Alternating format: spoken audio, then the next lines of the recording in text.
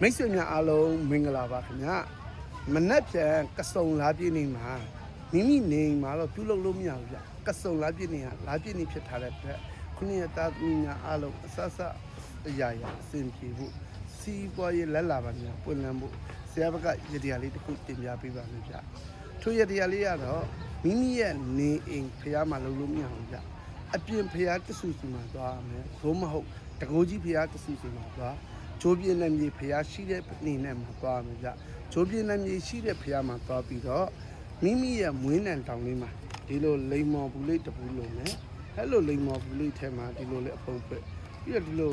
တကွန်လုံးတစ်လုံးစိုက်မယ်ပြီးတော့ကြက်ရှာလေးတစ်ခုစိုက်မယ်စိုက်ပြီးတော့မိမိမွေးနံတောင်မှာပြီးခဲ့ရပါမယ်ဗျဒါလေးလူလက်အရှင်အဖြစ်တစ်နှစ်တာကာလပတ်လုံးမိတ်ဆွေများဖြစ်ရှင်တဲ့စီးပွားရေးလက်လာပါများအားလုံးအဆင်ပြေပါလေဗျစီးပွားရေးအတွက်နဲ့ပတ်သက်ပြီးမိမိလိုရာဆူတောင်းကြဗျလိမ်မော်တကွန်လက်တွေယူလို့ပြောသလိုလိမ်မော်တစ်ခွက်သို့မဟုတ်လိမ်မော်တဘူးထဲမှာတကွန်လုံးလေးတစ်ချောင်းကြက်ရှာလေးတစ်ခုစိုက်ပြီးတော့ဖျားမှလူရန်ပေးရမယ်မိမိငွေနဲ့မှလူရန်ပါဗျမိတ်ဆွေများအားလုံးအဲ့ဒါလေးပြုလို့ရှိရင်အဖြစ်လက်လာပါများပွင့်လန်းကြပါလိမ့်ဗျ